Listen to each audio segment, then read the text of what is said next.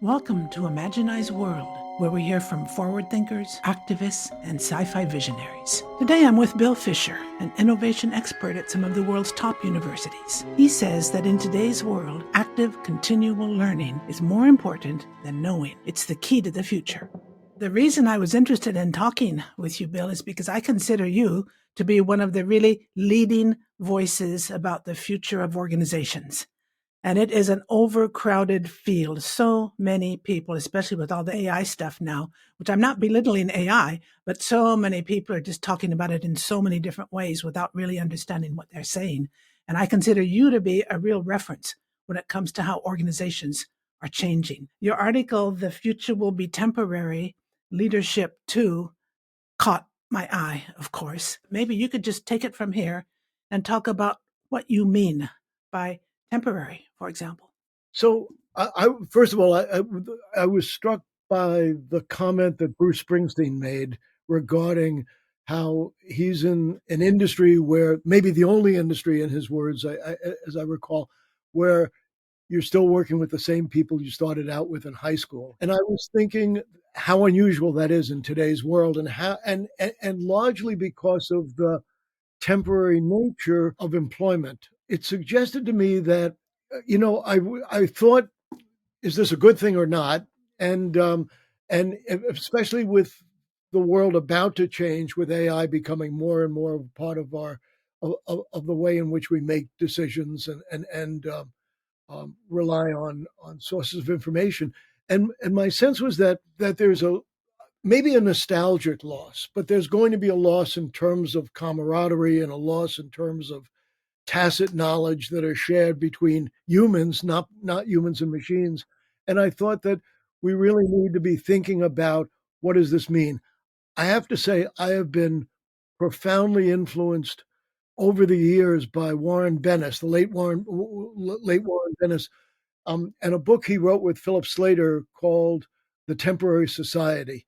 And and he wrote it in the 60s, and I believe it's an extraordinary prediction of the world we seem to be moving into, where work is it's not so much work that's so temporary, but it's the entire basis of work. Its knowledge is considerably more perishable than it's ever been before. And asked myself, what does that mean for the way in which we organize, and what do we do about it? And is there a way of dealing with this? One conclusion I have is that learning is more important than knowing.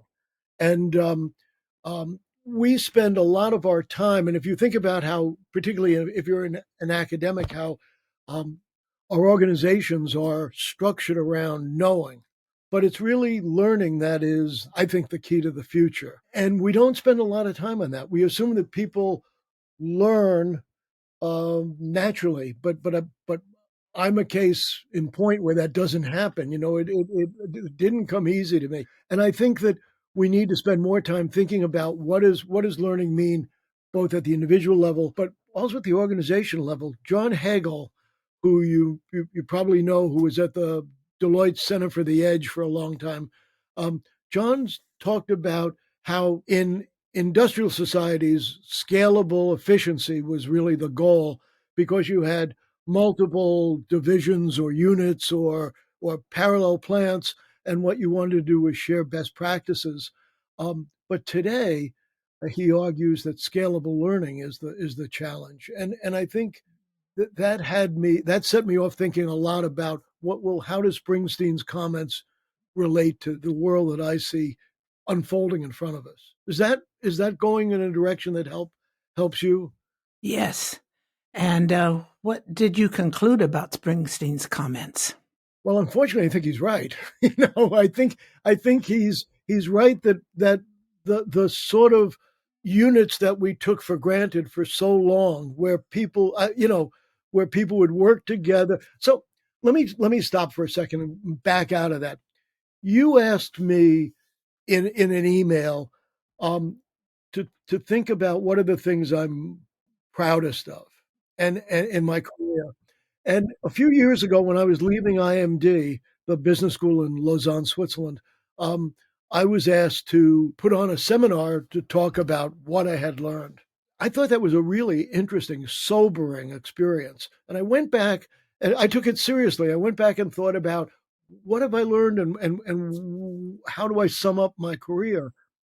And my conclusion was that my career, such as it is, was based on four pillars, and three of those pillars were no longer either relevant or right. You know that the world had changed so much since I had started as a PhD student. You know, I really had to question what do I know, and what do I believe, and how has that changed over time.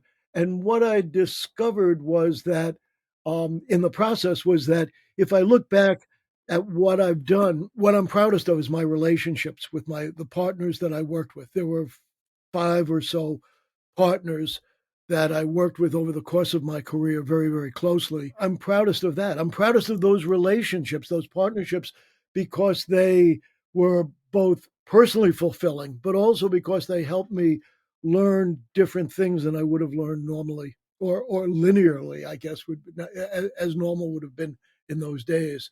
And so when I read what Springsteen was saying, I was both envious because I thought, wouldn't that be great to be able to hang around with the same people you started out with?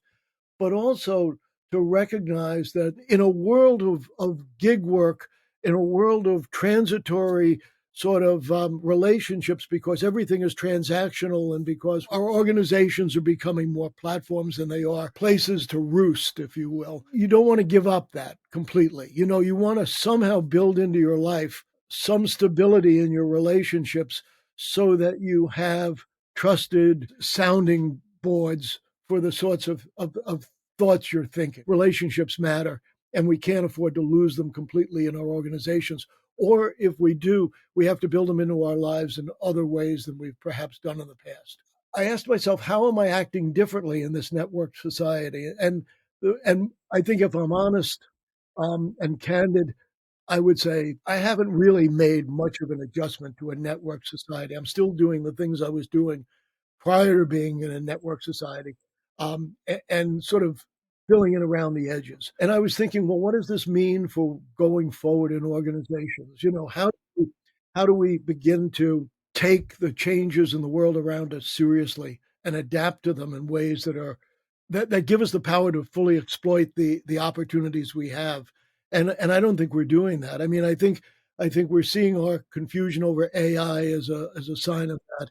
I think we have not evolved in terms of the way in which we work in our decision making to a point that's compatible with where we are in terms of communications technology and the like. So I think so. That's why Springsteen spoke to me so profoundly. Was besides being a devoted Springsteen fan, I thought he's right. You know, we this is a gift that he has, and somehow we need to rethink relationships both at work and not at work so that we don't lose the benefits of those more than just work relationships, friendships and the like. Does that make sense? It sure does. And since I've retired officially from work, 3 years ago, and I've started now on projects that interest me, and only if they interest me, otherwise I don't do anything. I realized after maybe a year and a half that I was missing the contacts I had. I had had a very active life in France and in Europe. As a consultant, I traveled a lot to different countries and so on. And in France alone, I used to be the chairperson of the annual conference on digital organizations. And then I ran a small group myself, about 20 people. We would meet every month. And some of those people I became really close to, I realized after I stopped having that regular automatic connection with them. And so I've actually made a little list, and I'm starting to contact them because I work only remotely now. I'm not traveling, contacting them, getting in touch one by one and catching up. And what struck me is every single one of them is so excited to be back in touch. I think they were probably feeling in their own world that they and I were missing a connection. Right. And so I'm trying to build up a little bit what you're talking about, build it up virtually. And I just started a little while ago, and so far it's working well. What you're demonstrating is really the strength of weak ties, to quote the most Yeah. quoted article. because those people are doing things differently than you are in different situations and different expertise domains. And they add a degree of variety and stimulation into your own network of so you have the benefit of both having close friends but also having the benefit of people who are what I'll call occasional visitors, but they bring with them the seeds of new ideas. Another question you asked me, if I can reveal this, is that you asked me about um, how do I think about the future? So I don't think you can predict the future. I think there's a difference between the uncertain and the unknown. I think probably everybody watching this podcast is an expert in the uncertain. We navigate our personal and professional lives day to day on the basis of being able to pick up signals around us, signals about supply chains, signals about uh, trends in customer fashion or taste, signals in the politics of our organization, and we navigate those very, very successfully. And that allows us to claim optimization in many cases. And we've been able to get away with that for a long time because we've been on industry S curves, growth curves that have been fairly long. But I think that because of digital convergence and because of the Internet of Things and because of artificial intelligence and because of all this stuff, that globalization, that those curves are getting shorter, that we're having more disruptions in our future, or we will have more disruptions in our future than we've had in the past. And those disruptions take us into the unknown. So we've never done these things before. We probably never thought of them before. We might not even be able to make that transition. That's very different than the uncertain. And I think that um, you can't predict the unknown because we've never been there before. But but there's two people who have really influenced the way I think about this. One is William Gibson, the science fiction writer who wrote Neuromancer, who said, the future's already here. It's just not evenly distributed. And John Seely Brown, who also used to be at the Center for the Edge and the Palo Alto Research Center, who says you can't see into the future, but you can see around you. And since our colleagues and friends are in different walks of life, different professions, they're moving into the unknown, the same unknown that we're moving into, at slightly different speeds and from slightly different angles. So by being more observant about what's going on around you, I think you have a better chance to anticipate what's likely to happen to you. And by building networks that expose you to the weak ties that you at least can talk to regularly because you have access to them in that, but who really see the world through very different eyes. I think you have a chance to, really think differently about the future and about how you go into the future and about how you prepare for that than you would otherwise. So I'm a big believer in the benefits of the network society. I may not be agile in working with it, but I'm trying, right? I'm struggling. Learning for me is really the end all be all, and I'm trying to take that seriously enough to do that. And it sounds to me like you're doing that as well. I'm certainly trying to. I have followed your work with the Hire organization. I find it absolutely fascinating. All of my clients over the last 20 years have been global giants. Do you believe that giants can reinvent themselves? Or do you think Hire is a big exception? So I think Hire is the extreme. Okay. I'm not sure if it's an exception, but it's the extreme. They've been doing this for 40 years. They've been doing it consistently. They've done it across the entire organization. It hasn't been pilot plants or experiments. It's been all in. And it's not been a straight shot. They've had mostly successes, but there's been a couple of rethinking of what they're doing. So for those people who don't know anything about Hire is the world's largest home appliance company. And it's based in Qingdao in China. Half of its revenues today come from acquisitions outside of China.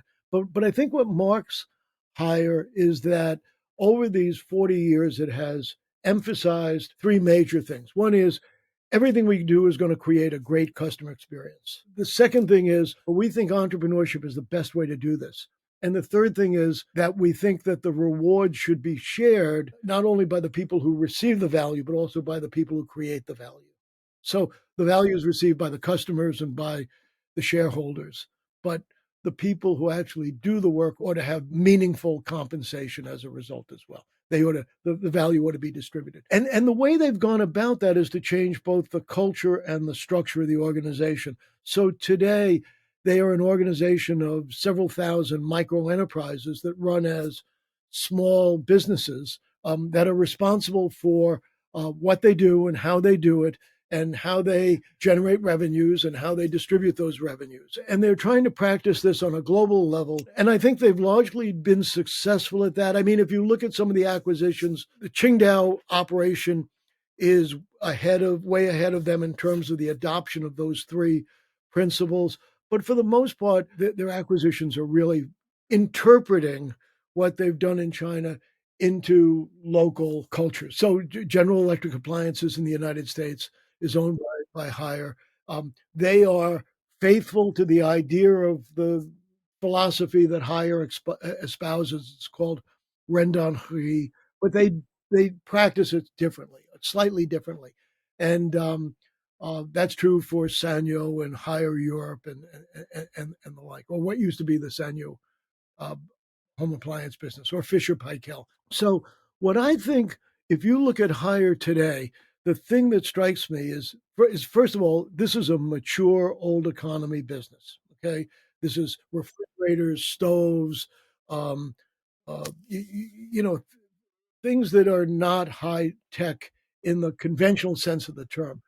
But it's also an industry that's going through a revolution. So it's going through a revolution because of connectivity. The Internet of Things has hit the home. Appliances talk to one another, voice activated contact. And so Haier has been adopting these products to fit contemporary society. They say that 20 years ago, the customer journey was, 30 minutes every 15 years. The customer would walk in, that you could sell them a refrigerator. If they liked the refrigerator, they brought it home. If it worked, they'd come back in 15 years and buy another one.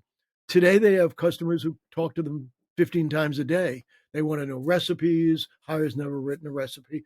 They want to know what's in their refrigerator. Haier's never been in their refrigerator. They want to know what the provenance of their foods are. Are they truly organic? How long have they been on the shelf? These are things that Haier's never thought about.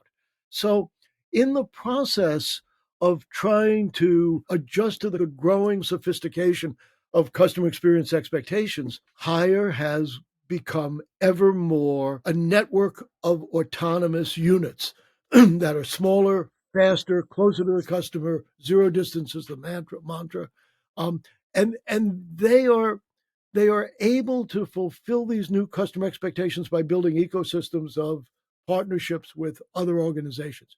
Pretty remarkable. I think it's certainly been commercially successful for Haier, led to more innovation than Haier's ever had before, but it's also quickened the life of Haier. People are more alert, they're more aware, they're more engaged. It's a place where in an old economy industry where people truly are engaged in what they're doing and are benefiting from it in terms of increased bonuses and things of that nature. I'm a big believer in autonomy in the organization, and I think that organizations need to be rethought to be fit for our times. And I think autonomy is a piece of that because it gives the workforce a stake in the action. It gives them a chance to run their own businesses. It fulfills the entrepreneurial dream. Everybody doesn't have to be an entrepreneur, but nobody in Haier can escape the entrepreneurial action. And so I think that this is a model that's interesting, and a lot of other organizations are looking at it now. The one problem, if I can say so, is that when times get tough at a macroeconomic level, organizations instinctively pull back on autonomy. They reduce it. There's recidivism back to command and control. But command and control doesn't work in a fast moving society. So I'm optimistic about autonomy within large organizations, both revitalizing them and becoming more a part of our managerial style in the future. Hire was an extreme, right? It shows you what can be done if there's a total leadership commitment to stretching the organization as much as it can to be able to take advantage of the future. So I said we weren't living. I'm not living fully in the network society, but they are, for sure. And I think that there are benefits as a result of that. But I don't think they are exceptional, except that they've done it longer and more completely than anyone else. I think they open up vistas of what could be possible in other organizations. And for someone who teaches, I teach executive education. For someone who teaches executive education, you have classrooms full of executives who are smart and bright and ambitious. And you meet them at the coffee breaks, you meet them at the receptions, you meet them, and they're interesting people in their own right, but not in their organizational setting. In their organizational setting, they are forced to suppress that ambition and energy and interest to the dictates of hierarchy. And so, what I think Hire has done is to try to break those constraints so that those people can actually be at work as good as they have the potential to be. It started at the top in Hire, didn't it? It did start at the top, yes. It started with a man named Jiang Min, who was a government official, if you can imagine, right? A bureaucrat who moved from the Qingdao municipal government to become the managing director of Hire because nobody else wanted the job. But he was a visionary in terms of what he wanted to achieve, and he was a devoted follower of Peter Drucker, and so he really applied Druckerian logic to the organization. Bill, if there were one major innovation to be made in the next, I don't know, 20 years, what could it be? So, of course, I thought of time travel, like everyone else. I'm sure that's come along.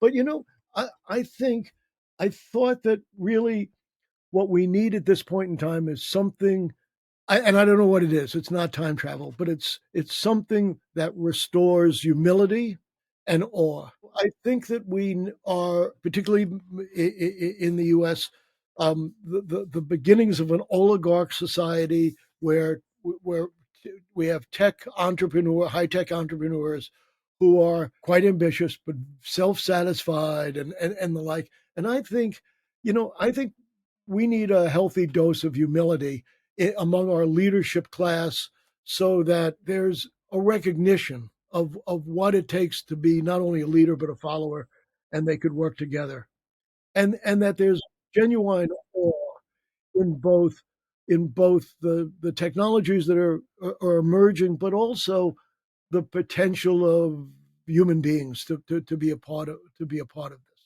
And I couldn't think of what would do that, but I just feel like that's something that's lacking.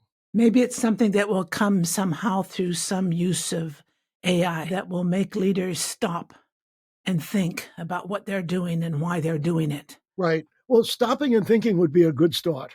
Okay, because I think that we we lack a degree of empathy and reflection, and that is missing in the way in which so many of the leaders that I work with conduct their business.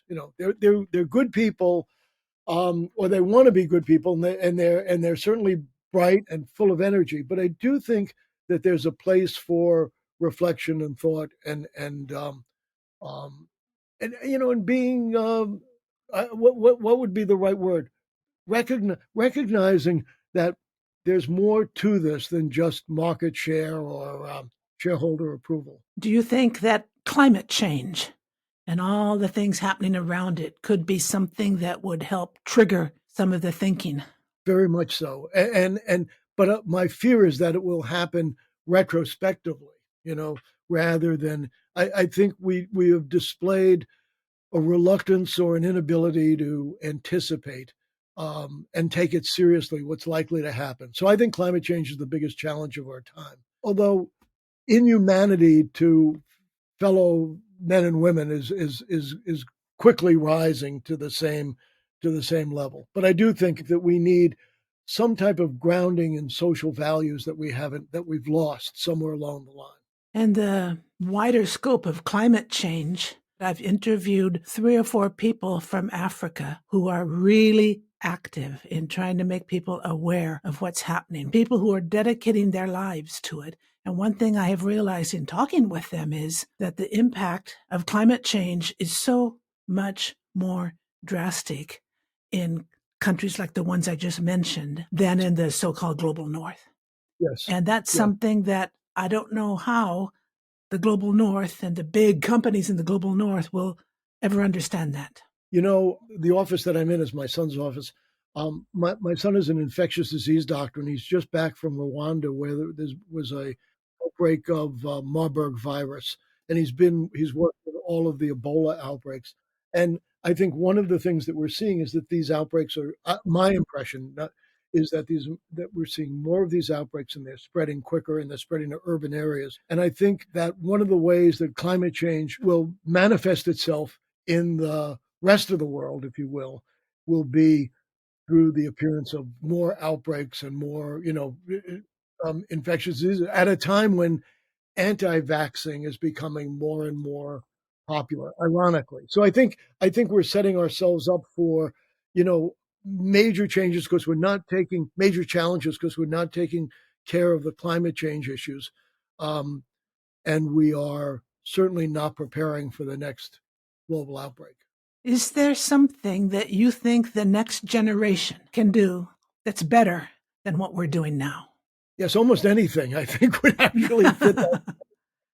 Right. My sense working with young people is not only are they more tech savvy, and by that I mean it's just not the technology stuff, but it's a degree of comfort with experimentation and and thinking about how to convert that experimentation into things that actually make a difference in people's lives. But I also think that they're much more comfortable with diverse societies. I think they're much more comfortable with uh, globalization. So my sense, my hope is that this bubble of populism, which seems to be decoupling the global economy, is temporary. And I think that when our generation, which is, I think, afraid of these things, when my generation, I shouldn't say our generation, my generation, which I think is afraid of this, I think when we pass from the scene, the world will be a better place because I think that the generation that follows will be much more at ease with themselves in a more diverse um, uh, global society. I think that's my hope, at least. I hope it works that way. But I sort of feel that in what I see going on around me. And if you're in university towns like I am at the moment in Chapel Hill, you can't help but notice that there's much more acceptance of diversity and globalization than than we see at the national level. I gather that you're basically optimistic about the future. Is I'm that optimistic. right? Yes, if we can escape, FDR said, the only thing we have to fear is fear itself. And I think that if we can get past this period where we seem to be afraid of everything, um, whether it's the people down the street who look differently, or the people in another country who are exporting products to us, or uh, our government or our media or whatever, we can get away from that fear. I think we'll be better off, much better off, because I think that we're on the cusp of a world of great opportunity. I think artificial. I'm very optimistic about artificial intelligence as as a real accelerator of opportunities. I think about genomics and the revolution taking place in healthcare as being a way of dealing differently, intelligently with chronic disease problems. I just think that yeah, I'm very optimistic, extremely optimistic. But at the moment, we seem to be going through a spasm of reaction of fear and I just can't imagine that it'll last. It'll last to the extent that it lasts. it will last to the detriment of the societies that can't shake it off. Mm. Do you have any sort of last thoughts? One of the things that I think is that one of the people who have influenced me in the way I think about what I do and my work is now deceased Librarian of Congress, Librarian of Congress in the United States, Daniel Boorstin, and who wrote a number of books about the history of how I think science and technology and knowledge changed societies over time. And one of the things that Boorstin wrote was about the difference between explorer mindsets and discoverer mindsets. He said, or maybe he didn't said, this may have been my interpretation, but Columbus was a discoverer. He set out knowing what he wanted to find. He went to the wrong place, met the wrong people, called them by the wrong name, but declared that he had found what he had set out to do. He was a discoverer. He had a very closed world of ideas around him. He spoke to a small group of people and never opened up the conversation.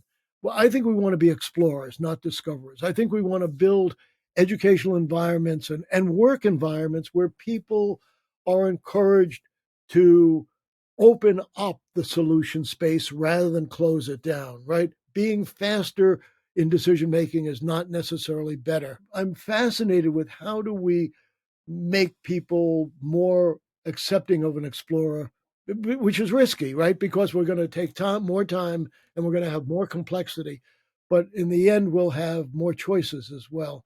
And I think that that's something that when we talk about the future, we talk about imagining the future, I think that the explorer mentality is something that we want to encourage. And I think the other thing is, and this was one of the early questions you asked, I think that the future should be ever present in our conversations, organizational conversations, particularly consciously and explicitly. I think that somehow we should have people whose role is to be advocates for the future in every important decision-making conclave that we participate in, where they are provocateurs, where they are charged with saying, "What about this and what about that? And have we forgotten this?" And I think that if we do that, we'll be always making the future part of the stakeholder group that we consider in any decision. I think climate change would benefit from that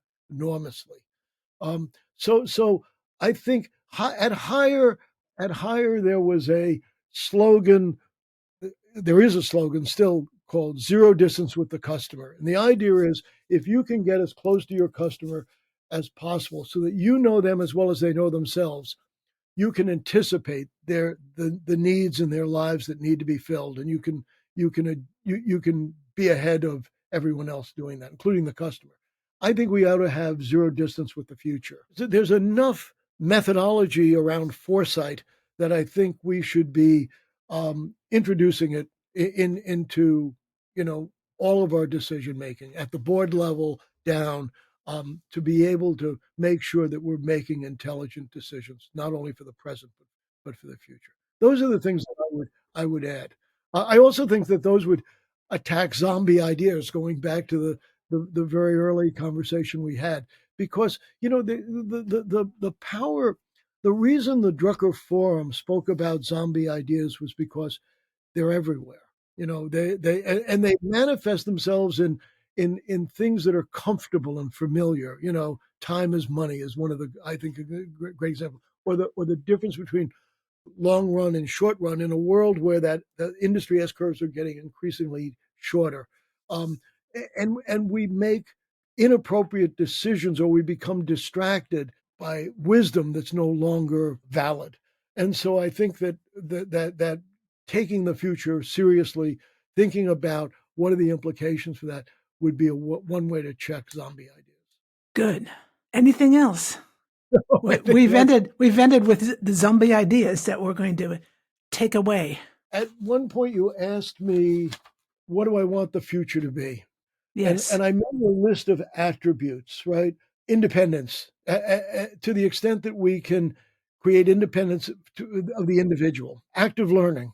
I think that we need to encourage people to be constant active learners, mass flourishing. When I think of periods like the Enlightenment, I think of people of almost everybody flourishing in terms of both their expectations for the future, their appreciation for knowledge and insight. I would hope we would see that both at the societal level, but also within organizations where people are invited in. I feel that that's a liberal type of thing rather than a conservative. I think I'm thinking of expanding mindsets rather than boxing them in.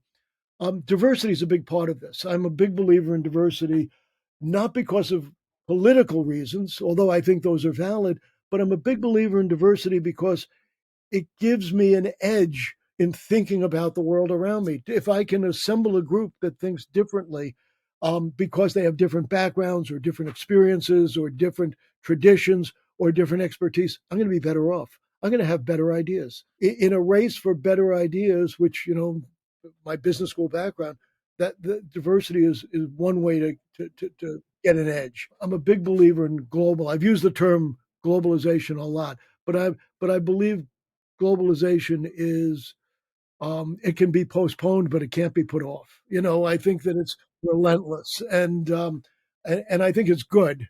Well, one of the things I'm proudest of is I was very early involved in the rejuvenation of managerial education in China. I first moved to China in 1980 with my family as part of a U.S. government mission to introduce contemporary managerial thought into the Chinese economy.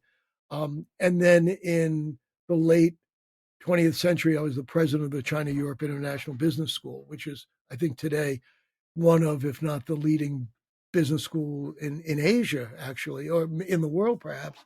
We're all better off because of that, right? We're all better off because other people learn more. And I think we should pursue that unless we don't have confidence in our own learning and then we want to hold other people back. But I think that goes back to the fear issue, right? So we used to be the home of the brave. I'm speaking from the United States now. We used to be the home of the brave. I don't see that any longer. I think that should be removed from our conversation. I think we need to eradicate fear before we can say that. So that's the way I would hope to see the future evolving, and optimism, because the opportunities in the future are extraordinary. I really do believe we're on the cusp of a world of an age of great innovation. Doesn't seem like that at the moment, but I do think we will be there.